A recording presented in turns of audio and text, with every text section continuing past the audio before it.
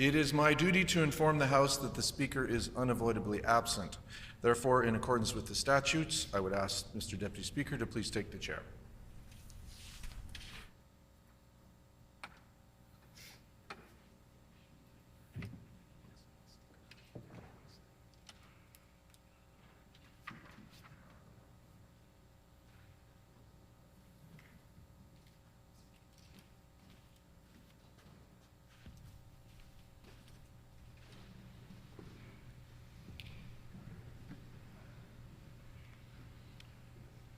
O eternal and almighty God, from whom all power and wisdom come, we are assembled here before Thee to frame such laws as may tend to the welfare and prosperity of our province.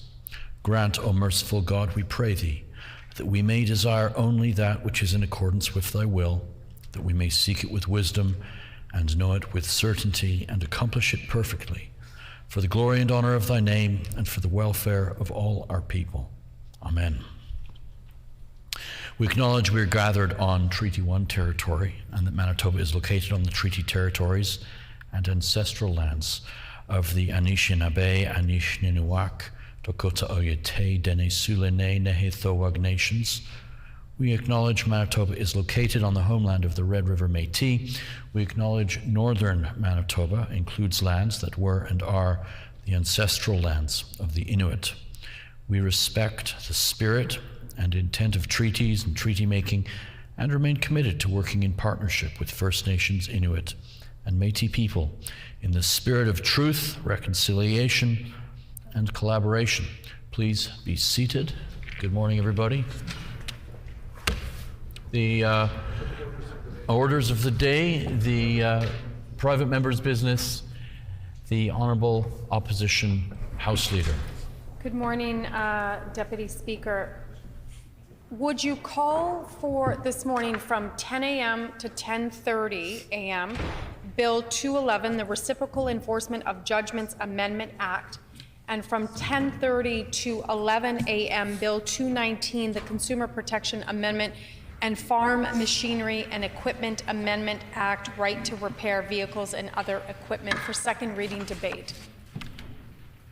It has been announced by the Honourable Opposition House Leader that from 10 o'clock to 10:30, the House will consider Bill 211, the Reciprocal Enforcement of Judgments Amendment Act. At 10:30, I will interrupt proceedings to move to Bill 219, the Consumer Protection Amendment and Farm Machinery and Equipment Amendment Act. The Honourable Opposition House Leader. I move, seconded by the member for Union Station, that Bill number 211, the Reciprocal Enforcement of Judgments Amendment Act, be now read a second time and referred to a committee of this House.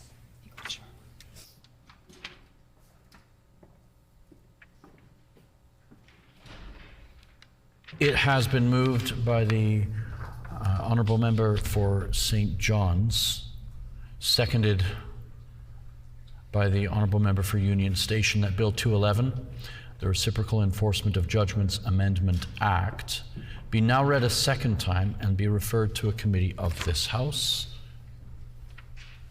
The Honourable Member for St. John's. I'm pleased and excited to put a couple of words on the record in respect to Bill 211 this morning, the Reciprocal Enforcement of Judgments Amendment Act.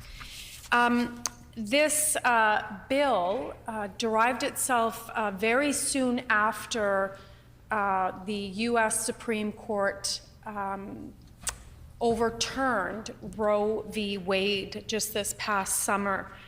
I remember when we learned of the news that the U.S. Supreme Court was potentially going to overturn Roe v. Wade, I remember there was such a shock in many respects and a disbelievement and just disheartening among those of us that do this reproductive justice work that the U.S. Supreme Court could turn back the rights of women and gender diverse folks to a time when some women couldn't even open their own bank account without the permission of their husbands or their partners, or couldn't even vote or couldn't travel by themselves.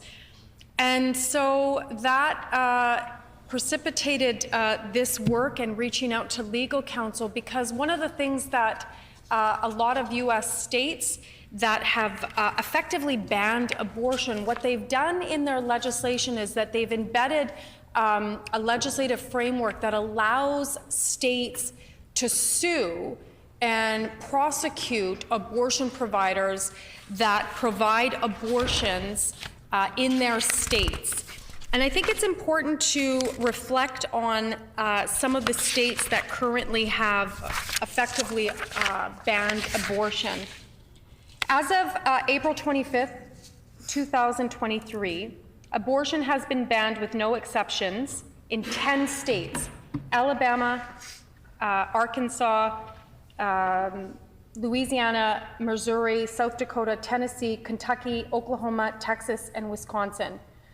Abortion is banned with exceptions, such as being allowed before a certain number of weeks in a further 9 states: Idaho, Mississippi, just last week, North Dakota, which is why this bill is so timely and required right now, West Virginia, Georgia, Arizona, Florida, Utah, and North Carolina. And then 5 more states have enacted abortion bans, which have been blocked by judges: Indiana, Iowa, Montana, Iowa, and Wyoming. Anybody can see that the U.S. has been moving towards this for many, many years, and is continuing that assault on citizens' bodily autonomy to choose the right to access abortion. But now, last week, North Dakota pretty much effectively banned abortion. You cannot receive an abortion after 6 weeks. And for anybody that is aware on the way that reproduction works, often you don't even know that you're pregnant at 6 weeks pregnant. And so that's why North Dakota has effectively legislated an abortion ban. In July of 2022, the Canadian Medical Protective Association sent a letter to the federal government asking for legal protections.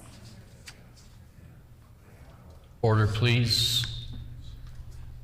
If members need to have conversations, there are places for them to do so. If we could respect the person who has the floor, and all members will have that opportunity in due time. Member for St. John's. Thank you for that. So the Canadian Medical Protective Association sent a letter to Prime Minister Justin Trudeau looking for additional legislative protections for abortion providers here in Canada and across our provinces and territories. So far, nothing has been forthcoming, but I do want to read into the record some of what they said.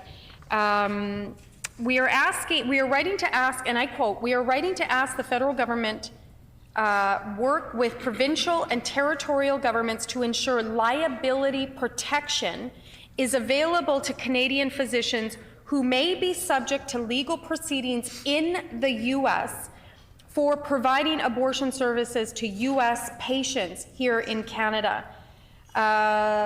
Being able to reassure healthcare providers, particularly physicians, that they will have liability protection for legal actions brought in the U.S. against physicians providing abortion services to U.S. citizens would go a long way in facilitating efforts to support U.S. patients in these difficult circumstances."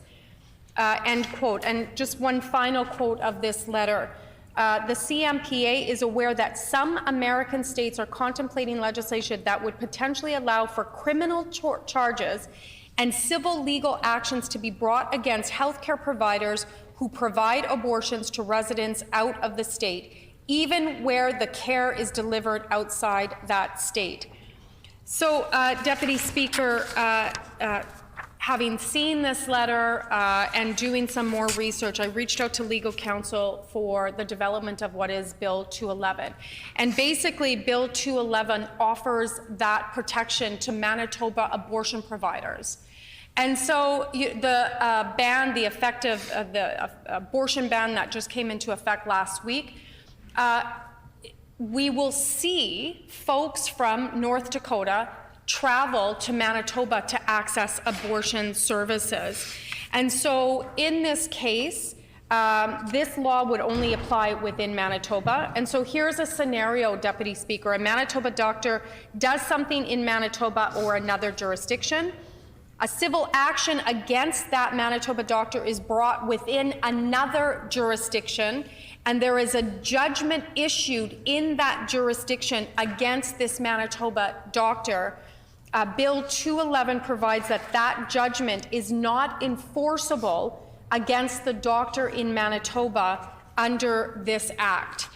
And so it is in some small measure here in Manitoba, in our province, providing those legal protections to our abortion providers.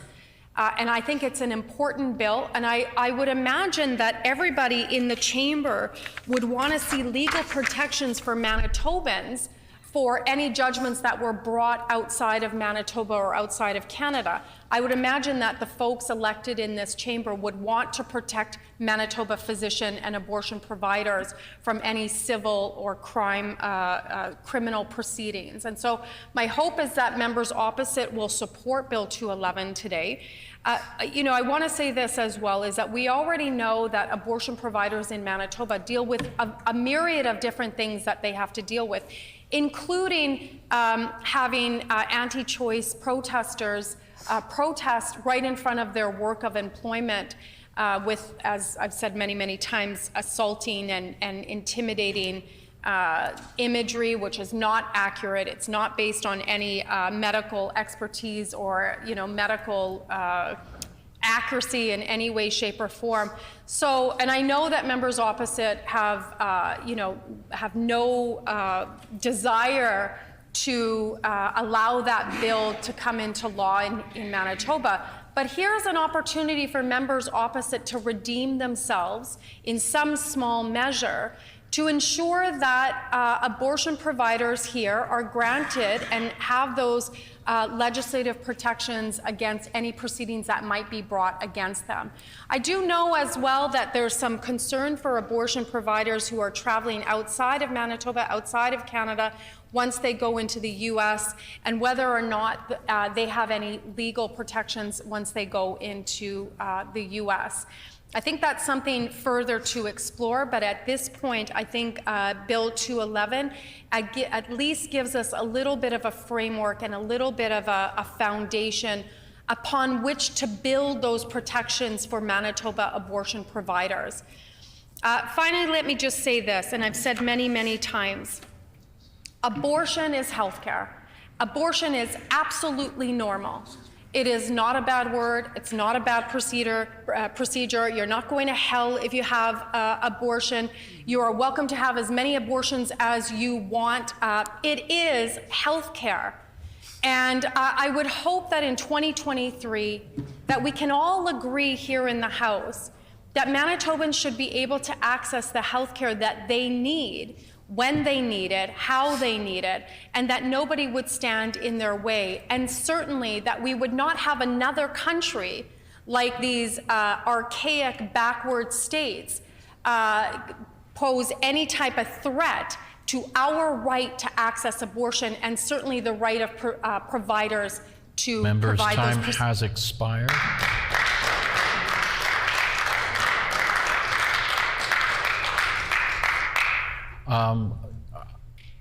I did note that the member quoted from a letter, and I just wanted to ask if that was a private letter, and if it was a private letter, if that could be tabled, and if it was a letter that's publicly available, that's not necessary. The Honourable Member for St. John's. Miigwech, it is a public letter, it's everywhere, but I will table it, it's fine. Yep. Thank you. A question period of up to 10 minutes will be held. Questions may be addressed to the sponsoring member by any member in the following sequence. First question to be asked by a member from another party. This is to be followed by a rotation between parties. Each independent member may ask one question, and no question or answer shall exceed 45 seconds. The floor is open for questions. The honourable member for McPhillips. Thank you very much, Mr. Deputy Speaker, and I want to thank my colleague for bringing in 211 for discussion this morning. I listened intently to the member's comments. The member commented about a legislative framework that a number of states have been enacted to sue healthcare providers here in Manitoba.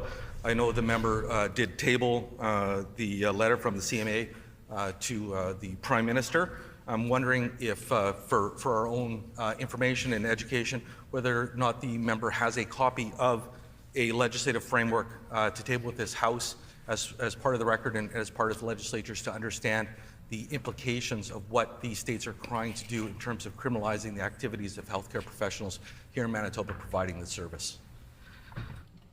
The honourable member for St. John's.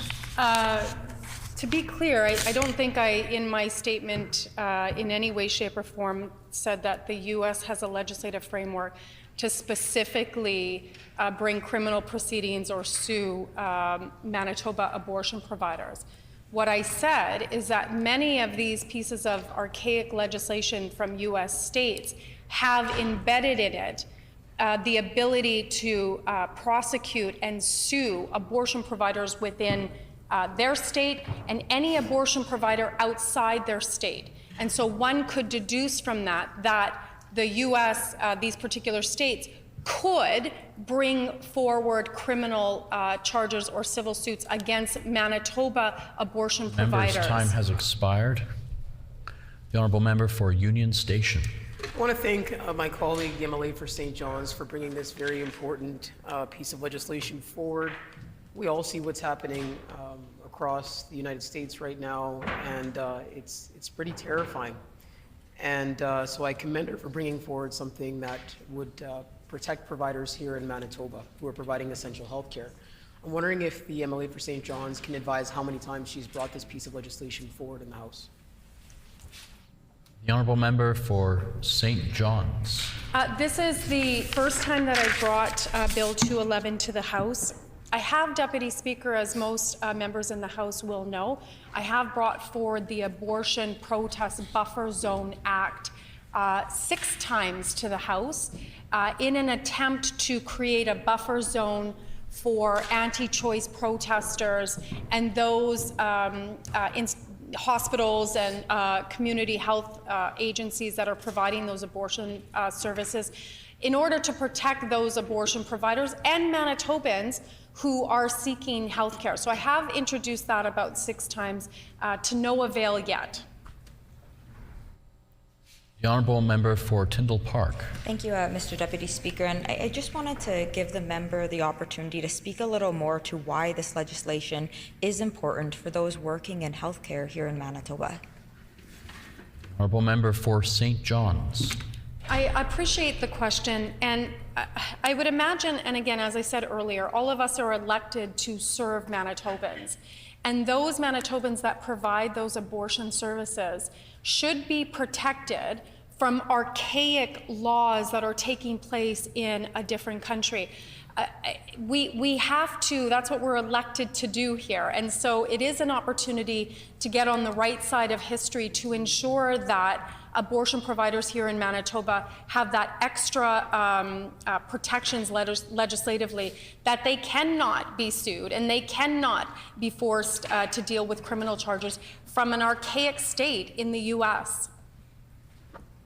The honourable member for Kildonan River East. Thank you, Mr. Deputy Speaker, and I would like to thank the member for St. John's for her opening comments and elaborating on the contents of the bill that she's bringing forward.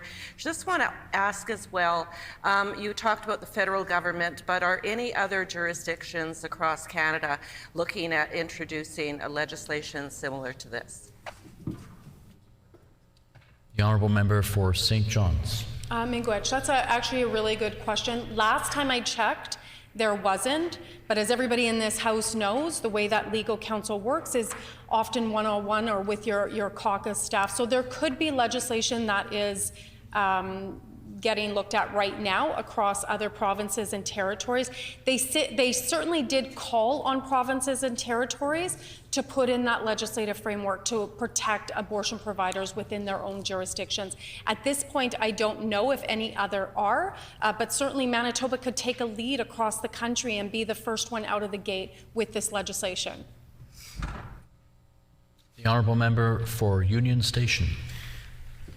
I thank our colleague for her remarks so far. The questions are very thorough, and I think they reflect the fact that the MLA for St. John's has spoken directly with abortion providers and with experts in this field.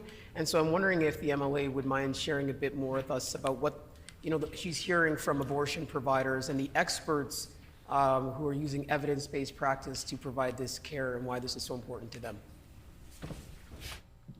The honourable member for St. John's. Yeah, I think that, among abortion providers and folks that work within restorative or reproductive justice, there is this, fear and disbelief in some respects of what's taking place literally just a couple of hours from us. And of course, abortion rights are protected here in Canada under our charter. And so, oftentimes people will say, well, that's happening in the US, it doesn't matter.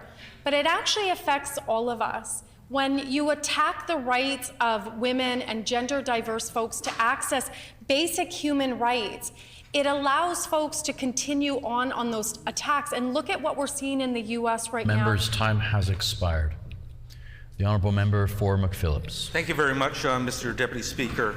The member, in response to my first question, indicated again that the right to sue or the ability to sue is embedded in the language in some of these states. And again, I'm just asking again for research purposes and for purposes of all members, both currently and historically, to understand the implications of this embedded ability.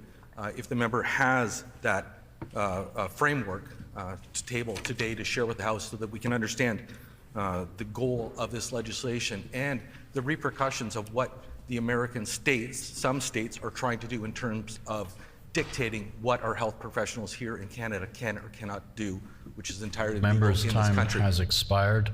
The honourable member for St. John's. Well, I didn't bring with me any of the legislation from any of these states, but if you are paying attention to what's going on for the last many years in the US, you will note that, for instance, Texas, in their legislation, has the ability to sue or criminally prosecute abortion providers that provide abortions in their state. And so again, as I said, one can, anti-choice legislators want to see this across the US, and dare I say, would like to see this everywhere. And so, I think that if you have anti-choice legislators that are so intent on restricting the ability to access abortion, it's pretty easy to imagine. Member's time has expired. The honourable member for Union Station. I'm wondering if the MLA for St. John's can talk a bit about what the impacts are of lack of access to reproductive justice, abortion services, what that reality means for women and gender diverse folks, not only in the United States where we're seeing these archaic and draconian laws imposed, but also here in Manitoba where we know there's still not equitable access to abortion services. The honourable member for St. John's. Let me switch to my colleague for asking that question.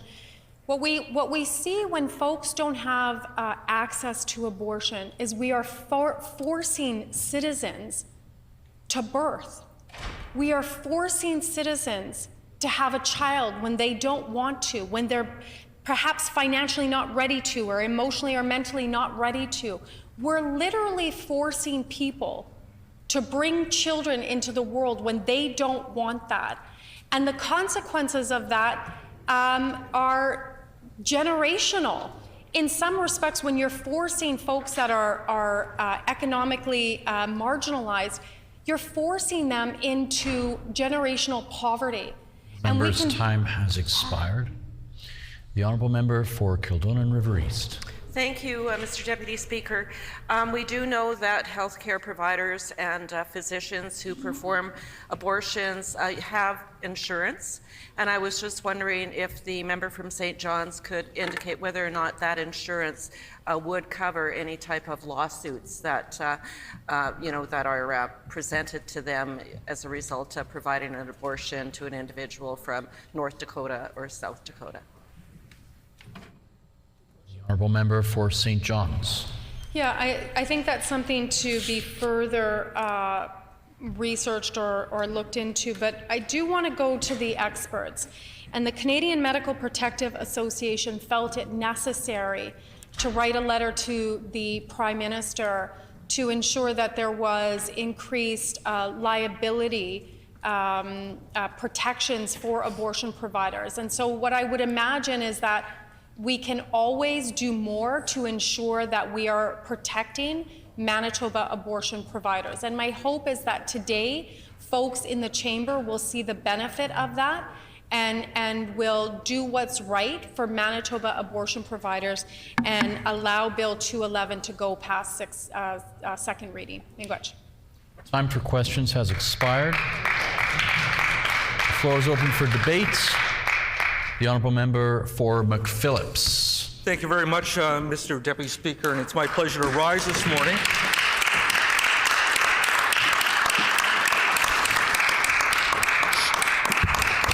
and put some comments on the record in relation to Bill number 211, the reciprocal enforcement of judgment amendments. Mr. Deputy Speaker, I think it's incumbent upon all of us to do what we can here in the legislature, as parliamentarians, as citizens of Manitoba, to ensure that our healthcare providers do receive all levels of protection. Last night we were in committee talking about security protection in our hospitals for staff. I know the member of St. John's has brought forward stories about staff, medical staff having their vehicles damaged.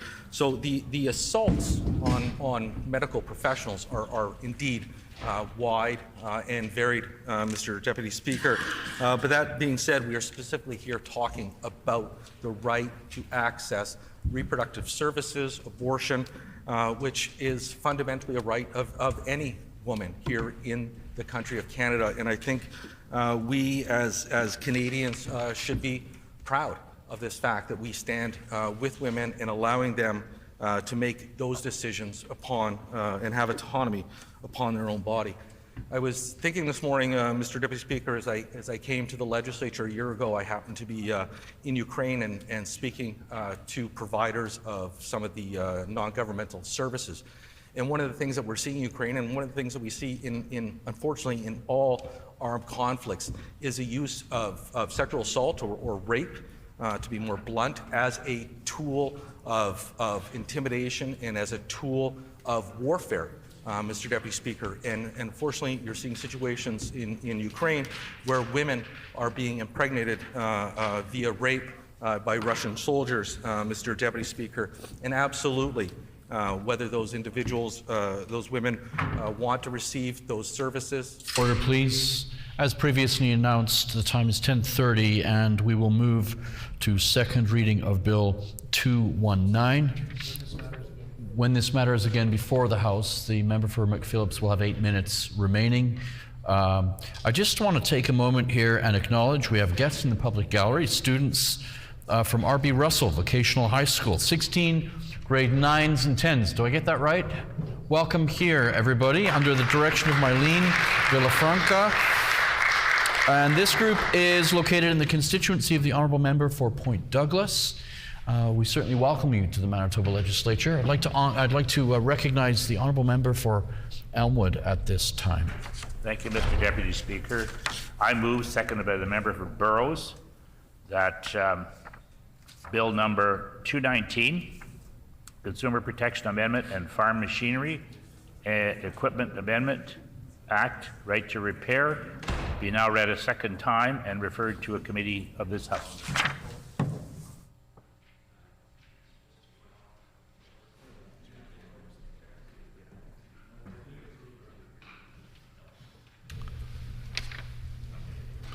It has been moved by the Honourable Member for Elmwood, seconded by the Honourable Member for Burrows, that Bill 219, the Consumer Protection Amendment and Farm Machinery Equipment Amendment Act, Right to Repair Vehicles and Other Equipment, be now read a second time and be referred to a committee of this House. The Honourable Member for Elmwood.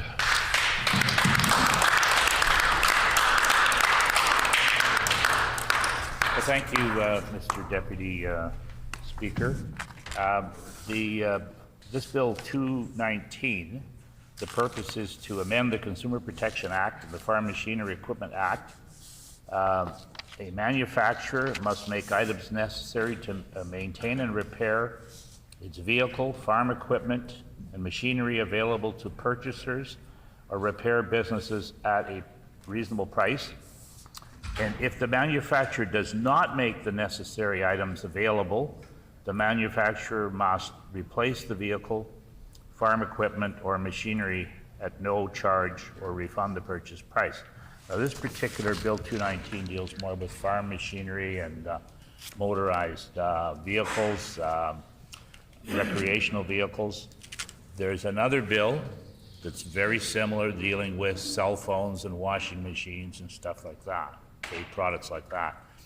And these bills originally, I did a little over 2 years ago. As a matter of fact, I sent out a brochure on the other one to my constituents with a repair, supporting the repair garages that are, or repair shops that are doing repairs to well, it's basically washing machines and other products like that. So what we're doing here is we're making the manufacturers, this is the important part to remember, it's not the dealers that we're talking about, it's the manufacturers. We're making them responsible for replacing the product only if the manufacturer fails to provide manuals and parts available.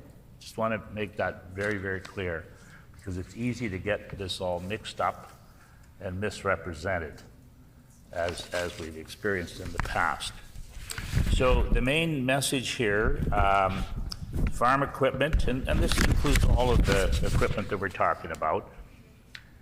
It grows more sophisticated, as everybody knows here. Manitoba farmers feel as though they're becoming unfairly burdened to manufacturers who often have more intent on making money than helping them bring the crops to market. I think that's a feeling upon certainly some of the farmers.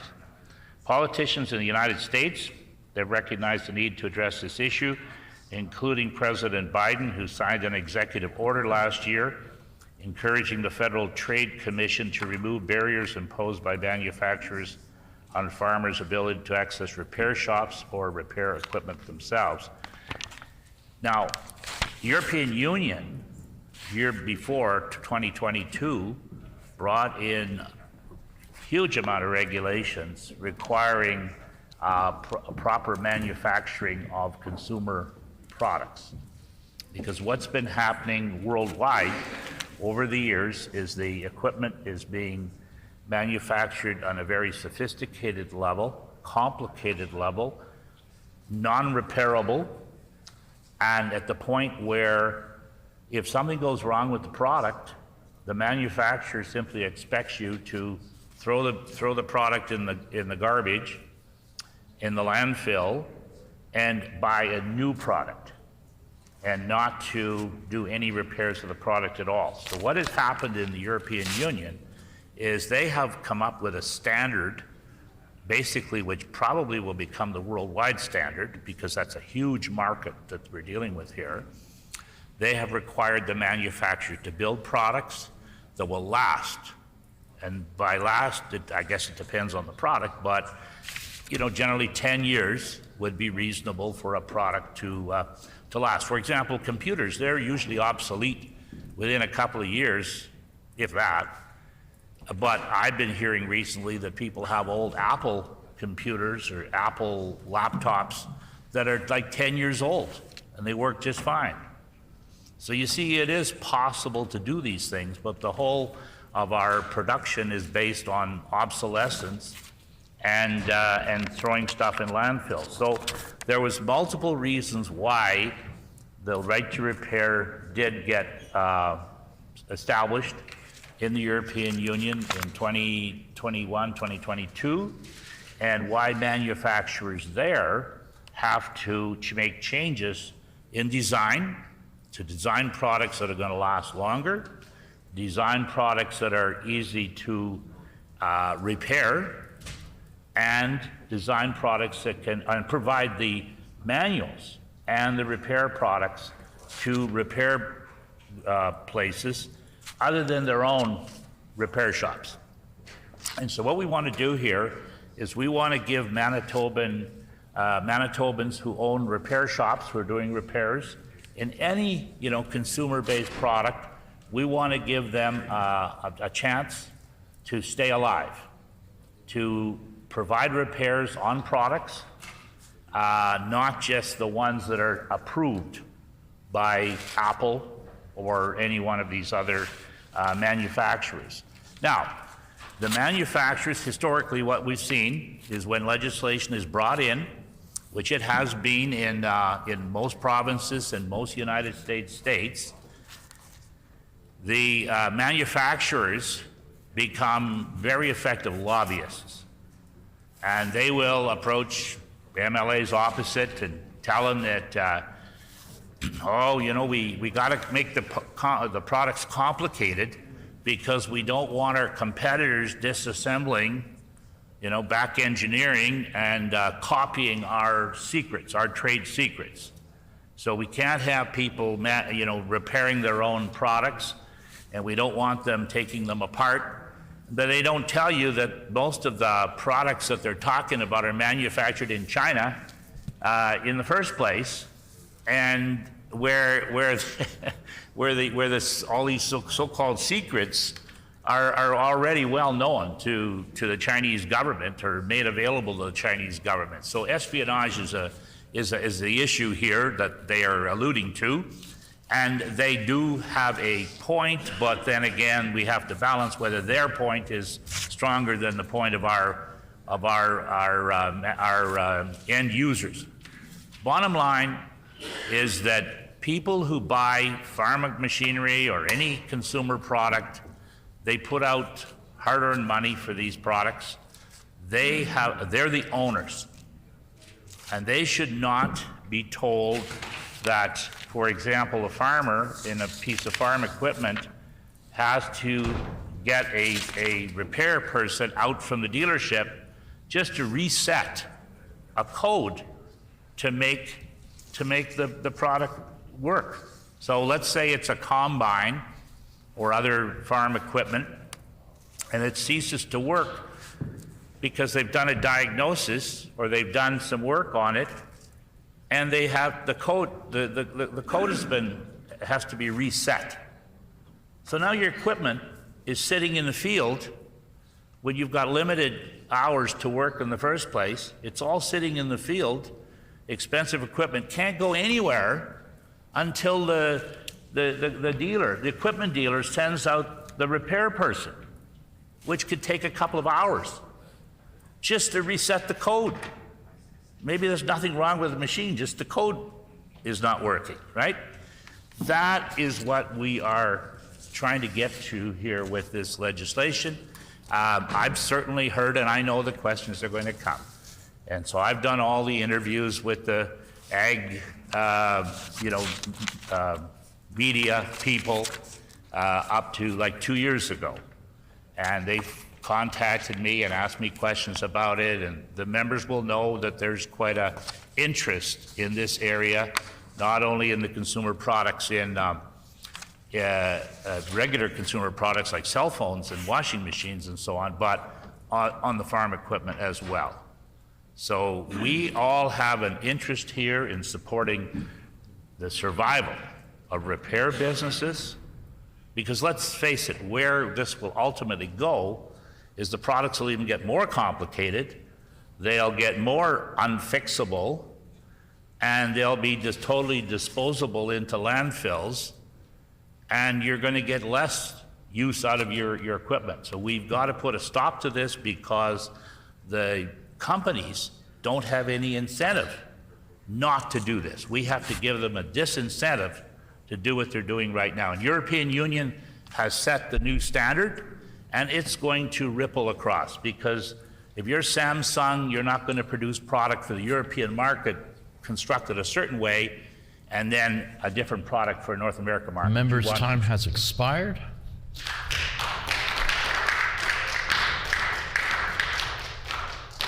A question period of up to 10 minutes will be held. Questions may be addressed to the sponsoring member by any member in the following sequence.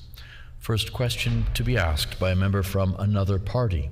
This is to be followed by a rotation between the parties. Each independent member may ask one question, and no question or answer shall exceed 45 seconds. The floor is open for questions. The Honourable Member for Midland. Thank you, Mr. Deputy Speaker. In the proposed legislation, it talks about reasonable price. Just wondering who determines reasonable price? How is this determined that any services are provided at a reasonable price? The Honourable Member for Elmwood. Well, I thank the member for the question, and as the member knows, he's been an MLA for a number of years. We're at the second reading stage, and we're discussing the principle of the bill, not actually all the details. But if he does agree with the bill, he should vote for the bill, and then he can make amendments at committee. But further than that, some details are going to be left to the regulations, right? And anybody, I know we talk about reasonable cost in the bill, and any consumer out there who thinks it's unreasonable can make a complaint. And where will the complaint be? Well, the Consumers Bureau, right, is the place that the complaints are going to be. But just to give him some direction on that, that's what... Member's time has expired. The Honourable Member for Burrows.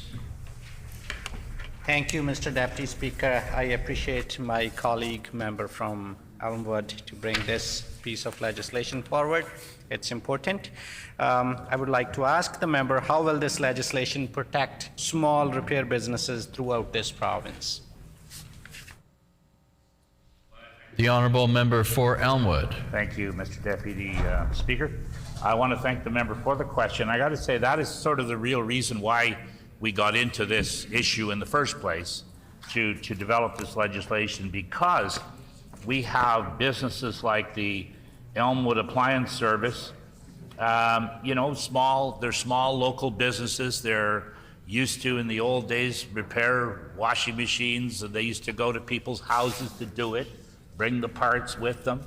Parts were available, and then over the years they find themselves cut out, because now people can go and buy the product in Costco, and the product then they buy. I had an issue last year with one of my constituents where they bought a product. The member's time has expired. The Honourable Member for River Heights. This is an important issue, and it's a very important issue for farmers to be able to get into the field quickly. The member mentioned waiting 2 or 3 hours. I've got an example here where it was weeks. You've got to be able to have a situation where farmers can repair their equipment and that this can be done quickly, and it's extremely important. So my question to the member is this: does the bill meet the European Union standard? The Honourable Member for Elmwood. Well, thank you, Mr. Deputy Speaker. To answer the question, well, I suppose so, but what the European Union has done is they sent the design standards and stuff like that. We're not doing that here in the bill. Okay, so what the European Union has done is they said, if you want to sell your televisions or cell phones or farm equipment in our jurisdiction, then it has to be designed in such a way, so it's a design issue, design that it's going to last, 10 years or 5 years or whatever the amount is, and then they will allow them to manufacture in the first place, right? Now here, we're dealing with North American standards, And until those get changed, The member's this time bill has will be able to expired. deal. The honourable member for Portage La Prairie. Thank you, Mr. Deputy Speaker, and I'd like to thank the member for introducing the bill. I've had a look at some of the European legislation, and it is very detailed and very complex in going down how far they really want to go in terms of details. But I'm wondering if the member has had a chance to look at it. There's a very active industry in sort of remanufacturing farm parts for farm equipment. And will anything in this bill discourage that industry from taking place? In particular, once the manufacturer quits making it, patent rules change. And I'm wondering if they have, even if they continue to make it, even though the availability is limited, will the patent rules change? The honourable member for Elmwood. Well, thank you, Mr. Deputy Speaker. That is a very good question, and certainly one that would be coming up when we deal with the, if you pass the bill through to committee, we deal with the issue at committee. Generally speaking, I can tell you that in areas where you have to reimburse. For example, this is not going to be a problem with the big companies like John Deere and companies like that. But if you've got a company that's selling low price product into an area and they don't have a dealer organization, they're the ones that are going to be, even today, they're the problems. And they're going to continue to be. And this legislation is going to deal with them because it's going to say... Member's time has expired. The honourable member for Burrows. Thank you, Mr. Deputy Speaker. Such legislations do have an impact on the economy of the provinces and eventually the countries. How will this legislation make Manitoba's economy fairer is my next question. The honourable member for Elmwood. Well, thank you, Mr. Deputy Speaker. And I have to say, well, it'll make us fairer in a way that this legislation is sweeping the world at the moment. And if we don't do anything about it, we're going to be the odd person out for starters. So we have to do something. I don't see any problem with this legislation, in spite of what people are telling me about the lobbying efforts of the big companies. Companies like John Deere and so on are really not going to have a problem with this because they do have a huge market share to start with. They're going to be producing parts for years and years to come. The real problem is not going to change. It's with the companies that are getting a toe in the market that are selling very low amounts of Member's time has expired. The honourable member for Portage La Prairie. Thank you. There's been quite an active industry in Western Canada for some time in what many people call short line equipment. And doing this will put an additional burden on those smaller manufacturers. Will that, and I think we can credit them, they probably perfected the air seeders that are widely spread across the world now, was done basically in Western Canada by small short line manufacturers of various types. Will this discourage that type of industry from taking place? The honourable member for Elmwood. Well, I don't see it discouraging any businesses because at the end of the day, it's very simple. What are we asking for in the bill? We are asking for the manufacturer to provide manuals. How difficult is that? Provide spare parts to products that you have sold for a certain length of time at a reasonable cost. And we're making the manufacturer responsible for it. So if I'm a dealership, I should be happy with this because you're protecting me from angry customers who, you know, if the manufacturer is not producing, not cooperating, why do I want to be taking the brunt of the complaints, right? I want to be able to draw on that manufacturer to provide those manuals. Member's time has expired. Are there any other questions? The member for Burrows. I would like to ask this question regarding the impact on the environment, because when we talk about the products that can be repaired versus we buy a new product and send the current product to the garbage or recycle bin. How will this legislation help protect the environment and build a sustainable economy in Manitoba? The Honourable Member for Elmwood. Mr. Deputy Speaker, I want to thank the member for the question, and I think most of us will know that as we were growing up, we had washing machines in our houses for 10 years, and they just got fixed and they kept working, like they never stopped. Remember the Maytag repairman? The Maytag carried the ad for many, many years, indicating that the thing will never break down. How did things change where now you go through a washing machine in many cases in every 3 years you're buying a new one because it doesn't work? We all know that. So what we want to do is have some sort of protection for the consumer here, basically letting the manufacturers know that if The you member's time want to has sell your expired. The Honourable Member for Midland. Mr. Deputy Speaker, and I hope the member doesn't go back to, well, it'll be built into regulations and we'll determine this later, but in the legislation it talks about ensures that net profit percentage does not exceed a reasonable estimate. Just wondering if the member could give us his version or his estimation of what a net profit percentage that is reasonable. The Honourable Member for Elmwood. Well, thank you, Mr. Deputy Speaker. And I know the member wants to nitpick here.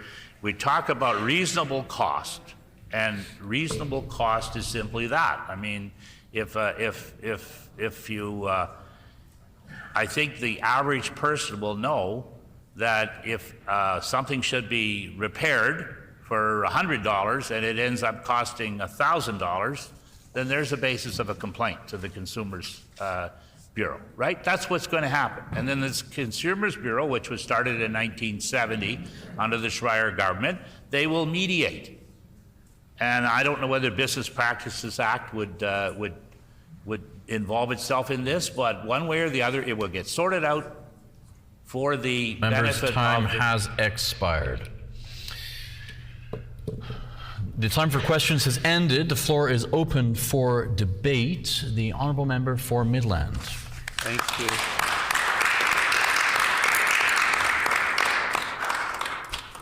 Thank you, Mr. Deputy Speaker. So I can understand why legislation like this is being contemplated. I know it's happening across the U.S. And I know that the member talked about Europe. I get very hesitant if we're going to copy what Europe has. Part of the reason why we've had so many European farmers coming to Canada and to Manitoba in particular is because of the very oppressive government regulations that happen in the ag sector. So I would just be cautious about mimicking what is happening in Europe. Last June, a number of us were in Portage Prairie, including the member for Burroughs, and we met with the Farm Equipment Manufacturers Association, and it was a really good meeting. They were demonstrating, the equipment manufacturers were demonstrating, the latest technology, and also it was addressing this very issue of repairs and rights to repairs, and the equipment dealers and the manufacturers are working very hard to make sure that with this new high-tech equipment that's out there now, that farmers, and in this case ag producers, can get access to fixing their equipment.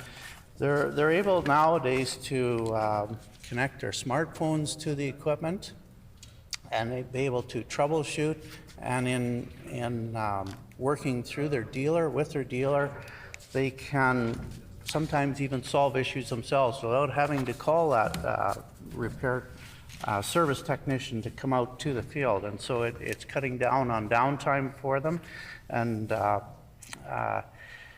it's pretty exciting, the technology that's happening out there. I'm really concerned about some of the language in this legislation. Confidentiality agreement. If a manufacturer through the dealer has to put together a confidentiality agreement with the repair person, whether that's a repair shop or an individual, I'm really concerned about what the cost is, the legal cost that becomes in there. Do I have to get my lawyer in before I sign a confidentiality agreement with the dealer or with the manufacturer before I can? And what cost will that be at? It's one of the other things too is this reasonable time, reasonable price. Who determines reasonable time and reasonable price? Like this is working relationships that when you buy something, and I'll mainly talk about the farm industry. You develop a relationship with your dealer. When you buy equipment, if you don't like how the dealer has treated you, you go to a different dealer, a different manufacturer, and it's about relationships that you build with them. I'm really concerned about this bill creating a whole bureaucratic network, which will then be trying to determine what is reasonable time and reasonable price.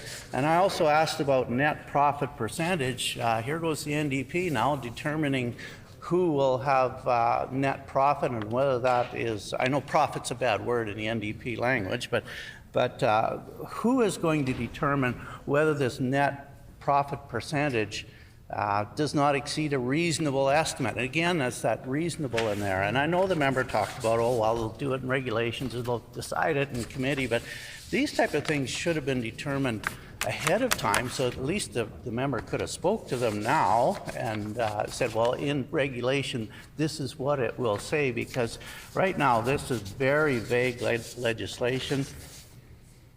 It doesn't address many things. I did look, and unless I've misread this, recreational motorized vehicle somehow doesn't include motorcycles. It says a pocket or mini bike in bracket motorcycle, but it doesn't talk about motorcycles. And I know that Harley Davidson's been involved in some of this in the U.S. A few of our members actually have motorcycles, and so are they not covered under this legislation? Apparently does not include motor vehicles, so because they're under the Highway Traffic Act, so this right to repair does not affect cars, pickup trucks, highway tractors. And I know that there has been some issues, especially in the highway tractors. Some of the newer ones, when they get into computer problems, they're on the road, there is a dealer network across North America for that, but again, I'm wondering how this legislation, or where this legislation is in terms of that. There's just so many questions that are not answered, or the member's not forthcoming in this. It's sort of a thought, an idea that he has that this we need this type of legislation, and there's just so many questions in here, and I really wonder whether the member has actually talked to people like the Farm Equipment Manufacturers Association, so he's up to date as to how this. Order, please. When this matter is again before the House, how about I put... Okay. Let's try that. Okay, perfect. When this matter is again before the House, the honourable member for Midland will have 4 minutes, remaining. Time being 11 o'clock, we will now move to private members' resolutions. And I would ask members perhaps coming in for shifts to keep the conversation to a respectful volume. I would now recognize the honourable member for Flin Flon. Thank you, Mr. Deputy Speaker. Therefore, be it resolved that the Legislative Assembly of Manitoba condemn the provincial government for failing to... I move, seconded by the member from Thompson. Therefore, be it resolved that the Legislative Assembly of Manitoba condemn the provincial government for failing to follow through on its commitment to provide high-speed broadband services to northern and rural Manitoba. the clerks okay with that? We're good? Okay. It has been moved by the Honourable Member for Flin Flon, seconded by the Honourable Member for Thompson. Be it resolved that the Legislative Assembly of Manitoba condemn the provincial government for failing to follow through on its commitment to provide high-speed broadband services to northern and rural Manitoba. The motion is in order. The Honourable Member for Flin Flon. Thank you, Mr. Deputy Speaker.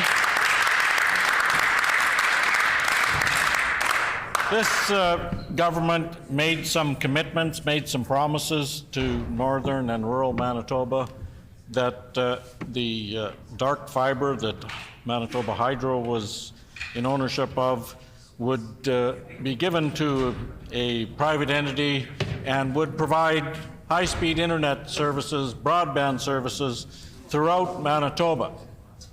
Mr. Deputy Speaker, I can tell you that there has been no movement in the north to hook anything up to this broadband fiber. There are some communities in the north that have been working furiously to try and be ready to get everything ready in their communities. But what's lacking is the government's commitment to actually make the service provider that they gave the dark fiber to actually do anything to facilitate that. Mr. Deputy Speaker, we know that particularly some of the far north communities are disadvantaged in so many ways. They don't have road access and one thing and the other. Throughout the pandemic, it really became abundantly clear that high-speed internet, cell phone service is an absolute must for communities to stay active, to participate in a modern economy. We saw that education during the pandemic, kids had to stay home from school. In southern Manitoba, in Winnipeg, they could go on their parents' high-speed internet, do schoolwork, communicate with teachers, all the rest of it, so they didn't fall behind. Kids in places like Tadoule, Brochet, Lac Brochet didn't have that opportunity. Their houses don't have high-speed internet. Order, please. I know it's a shift change. I know there's, there's legitimate legislative catch-up that needs to happen, but if you do need to chat with someone, step into the hallway for 30 seconds or on the loge or whatever it is, but please, if we could respect the person who has the floor. That is the Honourable Member for Flin Flon, and I'll enforce the same respect when it's anybody's turn to speak. The Honourable Member for Flin Flon. Thank you, Mr. Deputy Speaker. Yeah, so during the pandemic, kids in those northern communities and many other northern communities didn't have access to high-speed, low-speed, or any speed internet. So their schooling consisted of somebody at the school would have to put together a paper package of assignments and homework for them to do. Then somebody would have to physically go to the school in the height of this pandemic, pick up that paper package, take it home for the kid to do, and then bring it back to the school. So you can imagine how onerous that system is in a community that is already struggling, that it's on lockdown, that's telling their residents not to leave their homes so that they didn't spread COVID. So now we know how vitally important it is for those communities. But more so, or not more so, as important is when this government talks about expanding mining in the north. I know I participated in the development of a mine in northern Manitoba. It was remote.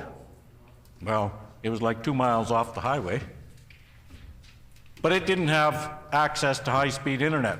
And that company spent a lot of money and a lot of technical difficulties setting up their own satellite system so that they could have high-speed internet. I know there's a mining company that is in the process of getting a mine going at Lynn Lake. No internet service in Lynn Lake, none, 0 speed. So they're going to have to try and figure out how to set up their own satellite system. Now, what's the problem with satellite systems? Well, that's a very good question. I talked to folks in Tuduli Lake who wanted to spend the money, and this is an expensive option for people. They wanted to spend the money so that their kids could get on the internet. The satellite had no more room. It was full. Nobody else in the community could sign up to get internet. And how do I know this? Because I talked to ExploreNet. I specifically phoned them about this issue, and I talked to the manager of government and public affairs. And he's the one that explained in layman's terms that there just is no more room on those satellites, no more chance for people to sign up. So the band hall, the hospital, the teacherage would be about it for high-speed internet in those communities. When I was in Leaf Rapids one day, kids are lined up in the mall as close to the library as they can get because the library leaves their Wi-Fi on, which is the only access to internet so many of those kids have. They don't have it at home. This government's promise has been broken to people in northern Manitoba. So again, I talked to ExploreNet, which is now Explore, about what their plans were after the government made this big announcement about how the fiber network was going to expand. What Explore told me was, we have no plan to expand high-speed internet in northern Manitoba at this time. No plan to expand high-speed internet in northern Manitoba at this time, contrary to what this government claimed. They were going to focus on trying to get some more high-speed internet available in rural Manitoba. And quite frankly, Mr. Deputy Speaker, I don't think they've been that successful at doing that either. But I look at the province next door, also governed for many years by a right-wing government that don't call themselves Tories anymore. They call themselves the Saskatchewan Party. But SaskTel is owned by the government, as Manitoba MTS used to be. High-speed internet is available throughout Saskatchewan because the government saw the benefit to the citizens of their province, whereas this government doesn't care about the citizens of their province. They had the opportunity, this government had the opportunity to make sure those hookups to Manitoba Hydro dark fiber were done, to make sure they were done in a reasonable time frame, and to make sure that citizens, businesses, people in the north had some kind of access to high-speed internet. I was dealing with another issue in Snow Lake, where somebody wanted to know about an emergency response information kit that they'd heard about. Well, after chasing around several of this government's entities and getting nowhere really quick, somebody finally found the answer for me, what they thought was the answer, and said, well, you don't need those kits to have an envelope on the fridge so that ambulance attendants, when they come to pick an unconscious person up, they see the sticker, they know that here's the information. They said they don't need that because it's all available on the internet. Well, here's a news flash. Ambulances do not have access to the internet in northern Manitoba. So after much consternation, it sounds like maybe some of that system might actually become available in northern Manitoba. We know how important it is for tourism. A lot of tourists nowadays want to travel without access to a cell phone, without access to the internet, and yet, once you come to northern Manitoba, even in my own community of Flin Flon, once you get like 10 feet off the highway, no service, none. No cell phone service, no internet service, not to be had. People were promised that if they had cabins not that far off the road, that MTS would supply them with these services. They do not. They've had to, again, buy their own satellite systems and constantly you hear and see people saying, is your satellite service down? Yes, it is. It's down all over. Is your satellite service down? Yes, it is. It's down all over. ExploreNet satellite internet is not reliable. It does not work constantly. You see now more people signing up for this Starlink, which again is not cheap. But this government promised the people of northern Manitoba that they would have access to high-speed internet with this wondrous deal they cooked up with Explore. And quite frankly, Mr. Deputy Speaker, it's all smoke and mirrors. There's no truth to it. It's not happening anytime soon, which is further disadvantaging communities in the north, further disadvantaging a lot of our Indigenous population, preventing them from being actively able to participate in a modern economy. Thank you.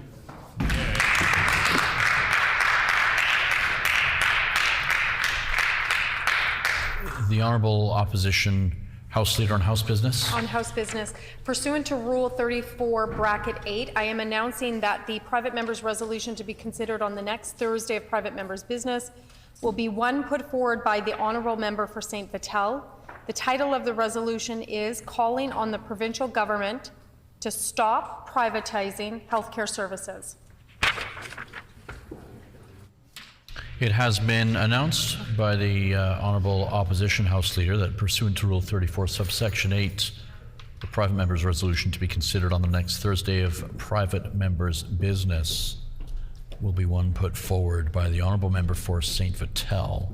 The title of that resolution is Calling on the Provincial Government to Stop Privatizing Healthcare Services. Okay, a question period of up to 10 minutes will be held for the resolution currently under consideration. Questions can be addressed in the following sequence. The first question may be asked by a member from another party. Any subsequent questions must follow a rotation between parties.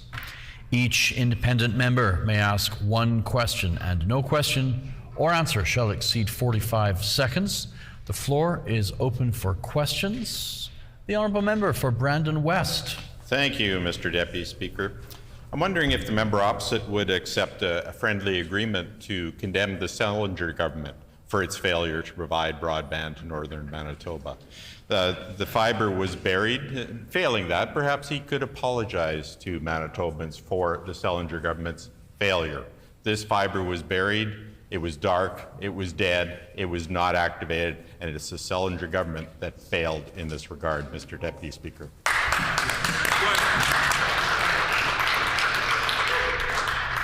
The Honourable Member for Flin Flon. Thank you, Mr. Deputy Speaker. And while this government and these members like to go back and blame previous governments, this government has had 7 years to unbury the dark fibre, and they have not done that. They've had 7 years to do the right thing. They haven't done that.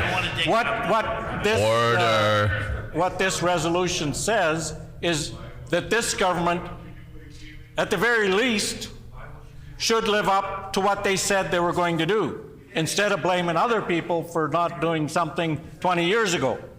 Mr. Deputy Speaker, this resolution very clearly says this government promised to do something, and they have not done it. They haven't done anything towards it. The member's time has expired. The Honourable Member for Transcona. Well, thank you, Mr. Deputy Speaker. I remember back in the 90s being part of the IMIUM team that was part of the Department of Education, the Interdisciplinary Middle Years Multimedia Project that was led by Cheryl Prokopenko. Truly innovative pieces where teachers were providing professional development for teachers and leading them in their own classrooms. A very, very important piece. I also appreciated the leadership of our tech consultant at the time, Don Reese, and my other colleague, Jason Drysdale, when we were providing professional development for teachers around technology. My question to the member from Flin Flon in bringing this PMR forward is, how can a high-speed broadband connection transform Member's time has the lives expired. of... The Honourable Member for Flin Flon. Well, thank you, and I thank you for that very important question. high-speed internet is critical for students in a modern society to be able to participate. We've seen that demonstrated very clearly during the pandemic, but we know from traveling to communities in northern Manitoba, from talking to residents in northern Manitoba, from talking to all those people that have been disadvantaged and continue to be disadvantaged by this government, that their kids cannot access the same level of service that kids in southern Manitoba can. We know that that further disadvantages people. Kids can't do research on the internet like kids in Winnipeg can. Members' time has expired. Because they don't have internet.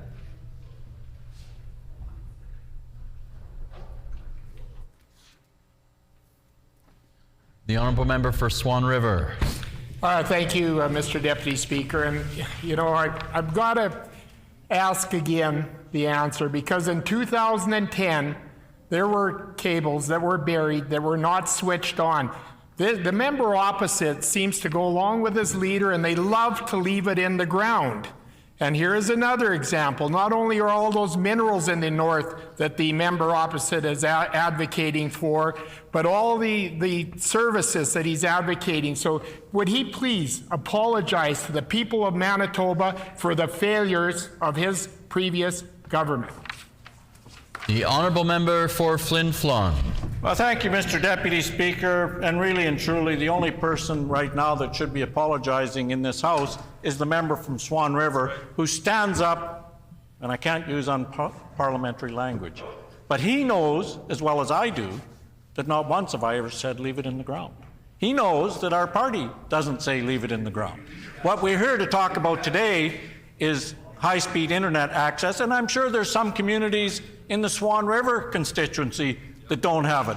But does the member from Swan River stand up and say, hey, government, let's treat my people properly as well? No, he digs out some old notes that have been handed to him by somebody in the back Tory room to try and win an election based on fabrication. Expired. The honourable member for St. James. Thank you, Mr. Deputy Speaker. The member for Brandon West and the member for Swan River embarrass themselves here in this House today. And the reason they do that is because they clearly do not have an understanding of what Manitoba Hydro Telecom, a subsidiary of Hydro, was doing to use that dark fiber in partnership with small businesses in your communities to expand access to broadband. Instead, they've privatized a huge portion of that dark fiber to an out-of-province hedge fund-owned company. Completely mindless, ridiculous decision. I'd like to ask my colleague, why is it important to prevent publicly owned and operated ventures from being privatized? The honourable member for Flin Flon. I want to thank the member for a reasonable question as opposed to some other questions we've heard. It's very important to keep some of those services publicly owned. As we can see in the province next door to us in Saskatchewan, a publicly owned telecommunications company actually is able to supply high-speed internet throughout most of the province. They're actually able to supply cell phone service at a cheaper rate than what MTS does throughout the province. We've got people that live in Manitoba that have SaskTel's cell phones simply because they get better service at a better rate. When this previous PC government privatized The member's time has MTS, expired. The honourable member for Dauphin. Thank you, Mr. Speaker. And as being from the Parkland rural and northern community, I know that day one, expanding connectivity has been a priority of the PC government, and they continue to expand an inclusive broadband cell phone coverage and enable growth across Manitoba. We know connectivity unlocks potential. Can the member please explain what federal jurisdiction in telecommunications and the CRTC means here in Manitoba, and can he share his thoughts on whether this impedes connectivity and development in rural and northern Manitoba? The honourable member for Flin Flon. Thank you, Mr. Deputy Speaker. And here we go with this PC government looking for somebody to blame all the time instead of doing the right thing. We know what impedes connectivity and high-speed internet throughout Manitoba. and that's this PC government. That's that member's PC government that impedes that. They privatized access to that service. They promised that there would be high-speed internet service spread throughout northern and rural Manitoba, and they have not done it. They haven't lived up to that promise. Nobody believes that they're ever actually going to live up to that promise, particularly in northern Manitoba, because we've talked to the company that they gave the service away to, and they have no intention The member's of doing time that has anytime soon. expired. The honourable member for Transcona. Well, thank you, Deputy Speaker. And again, I want to thank my colleague for providing these very pertinent responses to these questions that are coming today. I'd like the member to expand a little bit more and talk about your personal experience regarding the lack of LTE, 3G, 5G cell service, especially in your constituent of Flin Flon. The honourable member for Flin Flon. Well, thank you very much. And there's a lot of LGs and 5Gs and 3Gs that we don't have in northern Manitoba. We're still in the dark ages when it comes to internet access. Here's a sad story. In the community of Cranberry Portage, the fiber line runs right through the community. MTS won't hook the community up to it because they can't make enough money, because that's what private entity is about, is making money. We had to fight with MTS throughout the pandemic to get Frontier College hooked up to the fiber line that runs right past their back door. This government should be ashamed of how they treat northern Manitobans when that is right there, but the private entity will not hook it up. Kids can't do the same kind of schoolwork. Member's time has expired. The honourable member for Brandon West. Thank you, Mr. Deputy Speaker. Well, the member opposite and all the members opposite like to extol the virtues of publicly owned facilities like MTS used to be.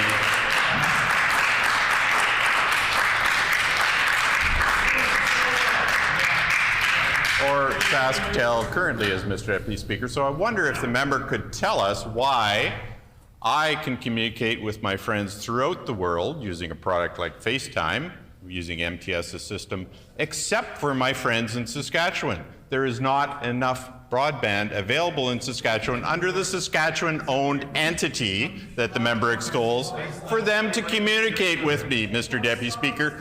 They're in the dark ages under the member's time government has system. expired. Order. The honourable member for Flin Flon. I don't know, maybe the member's pressing the wrong buttons. Because I can communicate with people in Saskatchewan on FaceTime, do it all the time. So I don't know what his problem is. Maybe he needs to go to school and learn how to use a cell phone and a computer. Because the problem is, for the most part, in northern Manitoba in particular, they can't use FaceTime, they can't use Facebook, they can't use Twitter, they can't use WhatsApp, they can't use anything because they don't have any service, never mind what speed it might be. Time for questions has expired. The floor is open for debate. The honourable member for Brandon West.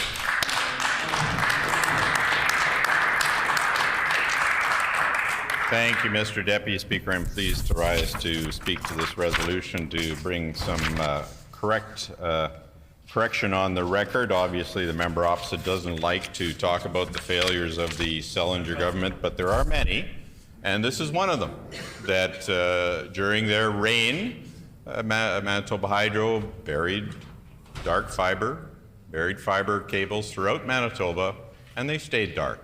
They had no plan for how they might be used. We understand there was capacity there, lots of capacity to be used. And then they started to dabble with directed sole source contracts to individual ISPs throughout Manitoba. Just whoever maybe, I don't know, helped the government better at that time. No universal plan, Mr. Deputy Speaker, no plan for northern Manitoba, no consistency was perhaps the biggest problem that we ran into from contract to contract, Mr. Deputy Speaker. The member opposite as we've heard, hates the private sector, absolutely loathes it, as does all of the NDP members opposite. They can't abide by the private sector doing anything well, Mr. Deputy Speaker, which we see time and again in Manitoba. Order. But I do recollect that there was a band trip from Vincent Massey, actually, and all of Brandon that went to China not that long ago, Mr. Deputy Speaker, some 10 years ago. And speaking to many of those that went on that trip, some of them that I'm directly related to, in China, which is maybe something that the NDP opposite really aspire to be, the government of that size, of that dictatorship, in China, you only had access to Wi-Fi in the lobby of the hotel in which you were staying. And that is so that the Chinese government can see who is using Wi-Fi and track what happens on the internet, Mr. Deputy Speaker. That's what the members opposite want to know. They want to know who's using broadband. They want to know what you're doing on broadband. They want to investigate you, and they want to punish you, Mr. Deputy Speaker. That's what the members opposite want to do. Order. The nanny state across. Order.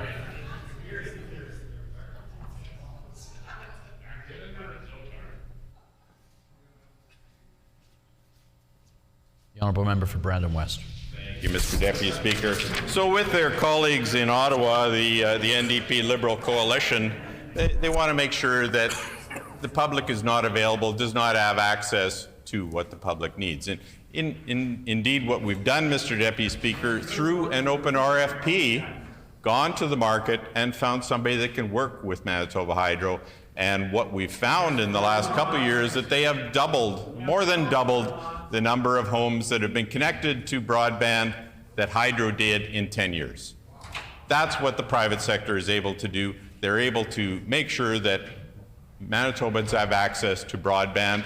That is not Manitoba Hydro's core focus, Mr. Deputy Speaker. And we know that Hydro has been working on what they need to do best and what they do best. And we know that broadband's not one of the things that is explicitly in their best interests of what they do well.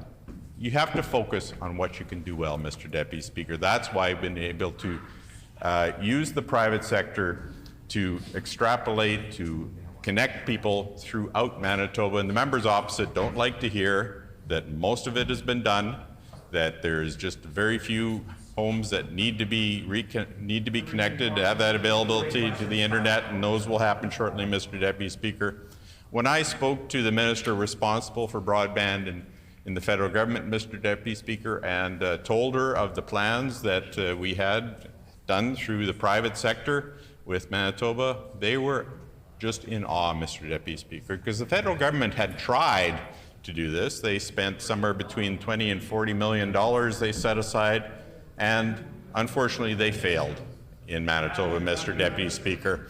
And it didn't happen under the federal government. The NDP's partners in Ottawa, they failed at this, and they weren't able to do it. So we found a path, Mr. Deputy Speaker, that we can make it work for Manitobans, not just in rural Manitoba and southern Manitoba, but also in northern Manitoba. And if the member opposite would spend some time and look through the RFP and the responses to that, he would find the pathway of how Manitobans are going to be and are connected to the internet, Mr. Deputy Speaker. I know that the members opposite don't want that to happen, but it has happened, Mr. Deputy Speaker. And if they don't know what's going on, well, maybe they need to get to their home communities more often. In my community, Mr. Deputy Speaker, I'm in a part of Brandon that actually still has copper. We don't have fiber in my area of Brandon. The new areas do, and some of the older areas are having fiber buried and reburied in terms of access to broadband, Mr. Deputy Speaker. But unfortunately, I'm in that little section of Brandon that they still use copper. And as good as we are on copper right now, it is not the speed of fiber, Mr. Deputy Speaker. So somewhere down the road, they'll take the time, and the ISPs there, I'm sure, will find a way to bury fiber so that we have access to fiber, Mr. Deputy Speaker. Members opposite are nattering away because they don't like to hear truth spoken in this legislature, Mr. Deputy Speaker. They would much rather put falsehoods on the record, as we see them do time and time again.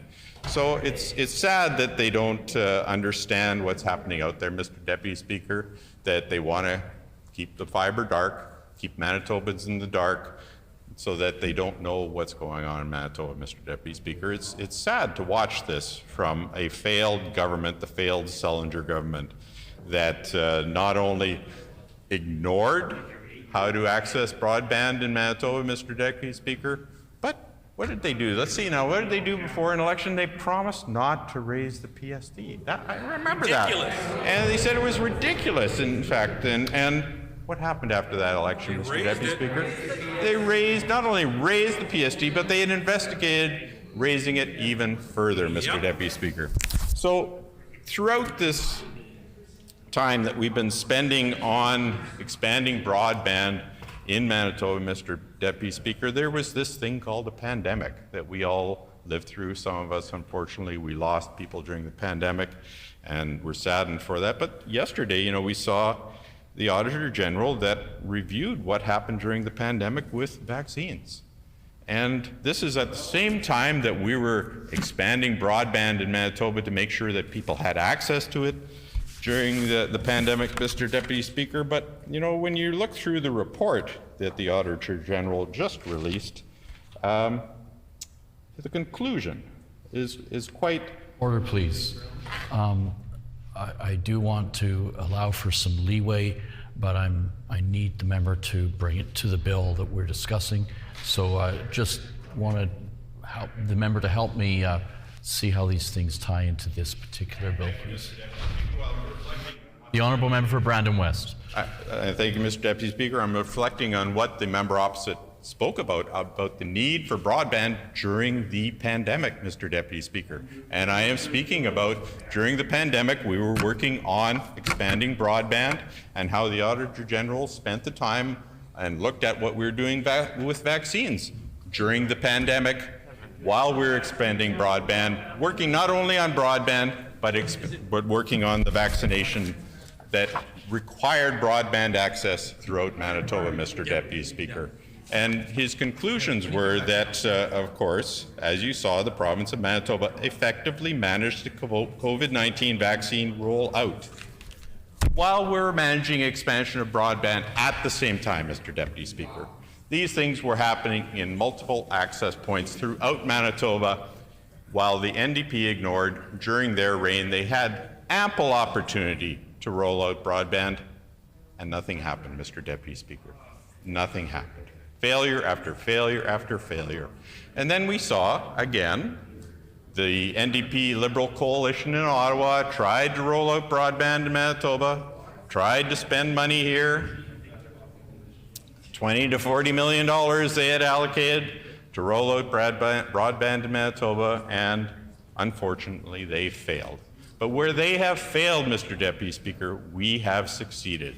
And I know the minister can speak to this, and we'll speak to this more probably later today, on how successful we have been in rolling out broadband throughout Manitoba for people that did not have access to it under the NDP, but now have access to broadband throughout Manitoba, and more to come, Mr. Deputy Speaker.